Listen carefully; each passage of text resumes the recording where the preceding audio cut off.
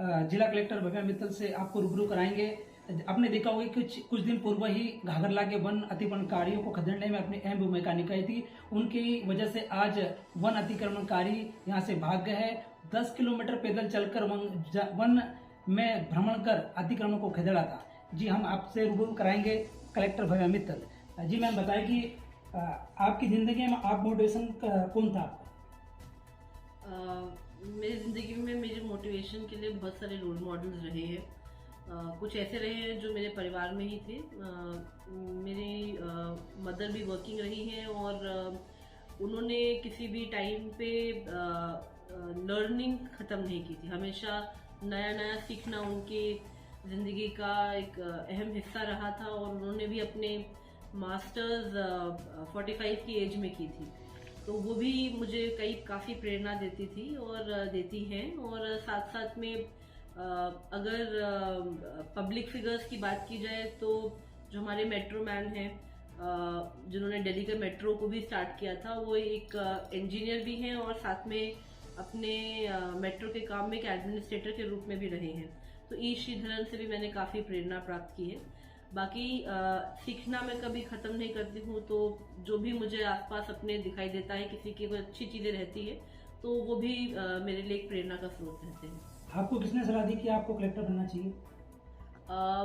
मैंने किसी पर्टिकुलर इंसान से कोई सलाह नहीं ली थी, लेकिन मुझे कुछ लोगों के द्वारा बताया गया था कि ये भी एक तरह की जॉब होती है जिसपे लोग इंटरेस्टेड रहते हैं और करना चाहते हैं। तो मैंने IAS की जॉब के बारे में कुछ पता किया था और टॉपर्स के ब्लॉग्स पढ़े थे, जिसके बाद उनकी आफ्टर IAS में एंट्री जो उनकी जिस तरीके से दिनचर्या चल रही थी उसको देख के मेरे को काफ़ी प्रेरणा मिली और मुझे लगा कि ये काम मेरे लिए है और मैंने भी फिर इसके लिए तैयारी शुरू की थी। आपकी आर्थिक व्यवस्था कैसी थी? हमारे परिवार में कोई प्रॉब्लम नहीं रही थी। मेरे पेरेंट्स हमेशा मुझसे सपोर्ट करते रहते थे। आपका UPSC में कौन सा रैंक था? मेरा 2013 का एग्ज़ाम था और वर्ष 2014 में 34 रैंक थी। मैंने UPSC क्लियर किया था। एक मामूली युविका से कलेक्टर बनने तक के सफर में आपको किन किन मुसीबतों का सामना करना पड़ा?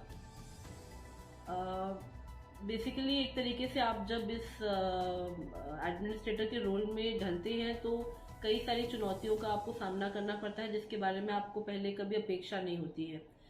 और आपको अपनी पर्सनालिटी भी कंटिन्यूसली बदलती रहनी पड़ती है। साथ में जिस जगह पे आप जाते हैं हर जगह का अपना फ्लेवर होता है, अपने तरीके के काम होते हैं, अपने तरीके के लोग होते हैं। तो उन लोगों को समझना और उनसे उस तरीके से बात करना जो उनके लिए सही हो। तो ये सारी पर्सनालिटी में अपना ऐड करना ये एक बहुत बड़ी चुनौती रही है। और ये जॉब हमेशा एक बहुत ही चैलेंज के रूप में रही है, डाइवर्सिटी के रूप में रही है। कभी आप जो है वन कटाई को लेके काम कर रहे होते तो कभी आप जो आंगनबाड़ी केंद्रों में काम कर रहे होते तो कभी आप जो है वाटर सप्लाई के, जैसे मैं इंदौर में 1500 करोड़ की स्कीम पे वर्क कर रही थी। तो अलग अलग डाइवर्स एनवायरनमेंट्स हैं और उनको लेके अपने आप को भी उसमें ढालना एक बहुत बड़ी चुनौती है जो जिसको मैंने स्वीकारा है। आपका विद्यार्थी जीवन कैसा रहा? मैंने अपना BTech किया था सिविल इंजीनियरिंग में IIT दिल्ली से और उसके बाद MTech किया था कंस्ट्रक्शन मैनेजमेंट में। इंजीनियरिंग फील्ड में किया था और उसमें मुझे इंटरेस्ट था, तो विद्यार्थी जीवन मेरा काफ़ी अच्छा रहा था और उसमें मुझे मौका भी मिला कि मैं UPSC की तैयारी कर सकूं। आपने जिले के विकास के लिए क्या क्या रणनीति बनाई? अभी के लिए हम छात्रावास कायाकल्प पे बहुत फोकस कर रहे हैं और हम सभी छात्रावासों को विजिट कर रहे हैं। अधिकतम अपने जो अनुसूचित जनजाति के छात्रावास हैं उनमें सभी सुविधाएं मिल जाए। हमने अपने सभी छात्रावासों को अभी FSSAI सर्टिफाइड कर दिया है। सारी कैंटीन्स को वाटर टेस्टिंग भी हम कंटिन्यूसली वहाँ कर रहे हैं। बच्चों के लिए कुछ खेल की सामग्री उपलब्ध हो, रीडिंग रूम तैयार हो, किचन गार्डन तैयार हो, बच्चे को एक्टिविटीज में इन्वॉल्व किया जाए। ये सब व्यवस्थाएं हम अपने हॉस्टल्स में कर रहे हैं। और बिकॉज यहाँ पे ट्राइबल बेल्ट है तो सिकल सेल अनीमिया की भी रेगुलरली यहाँ पे हॉस्टल्स में टेस्टिंग हुई है और जो बच्चे आइडेंटिफाई हुए हैं उनकी ट्रीटमेंट चल रही है। तो ट्राइबल्स पे मेरा अभी तक का यहाँ पे जो समय है वो फोकस रहा है। और क्योंकि जल जीवन मिशन में यहाँ पर काफ़ी काम हुए हैं तो उस काम को उसके अंजाम तक लेके जाना और उसकी मेंटेनेंस को करना, इस पे भी हम काफ़ी फोकस कर रहे हैं। मैम, विद्यार्थी के एग्जाम आने वाले हैं, कुछ विद्यार्थी परीक्षा के दौरान टेंशन में गलत कदम उठा लेते हैं, उस पर क्या संदेश देना चाहिए?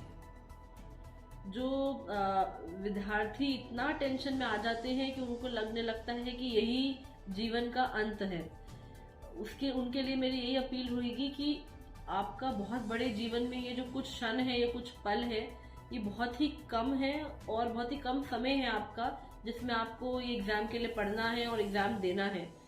और एग्जाम जिंदगी का सबसे बड़ा एग्जाम नहीं है। आपके सबसे बड़ा एग्जाम तो आपकी ह्यूमैनिटी है, कि आप अपने आसपास के लोगों के साथ कैसे बात करते हैं, आपका खुद का जीवन का महत्व क्या है।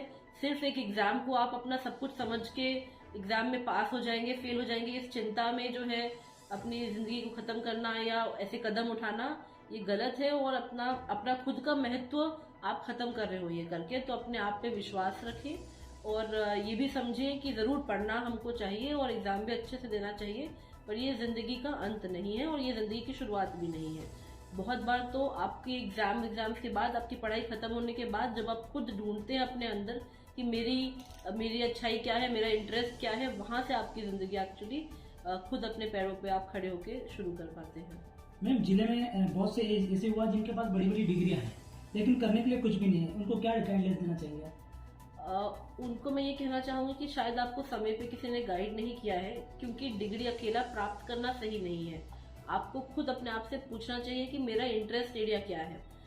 सिर्फ डिग्री प्राप्त करने से आपको जॉब लग जाएगी, ऑक्यूपेशन हो जाएगी, जरूरी नहीं है। कुछ लोग हैं जो पेंटिंग बहुत अच्छा करते हैं। अब कई ट्राइबल्स ही हैं जिन्होंने पेंटिंग कर करके, चित्रकला कर करके जो है खूब कमाया है और अपना ऐसा इंटरेस्ट का काम भी किया है।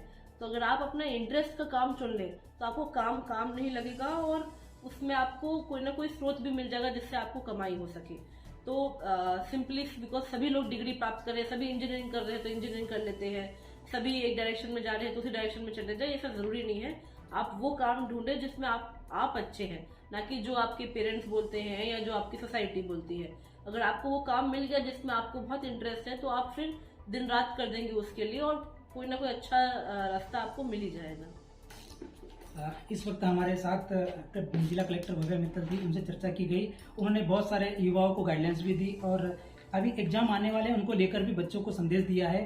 अब यूं कह सकते हैं कि जिस तरह से एक महिला होकर कलेक्टर तक बनने तक उनका सफर किस तरह आपने देखा होगा, हम और आगे इस तरह से चर्चा करते रहेंगे। जिला कलेक्टर भव्या मित्तल से बुरहानपुर से राजू राठौड़ की रिपोर्ट।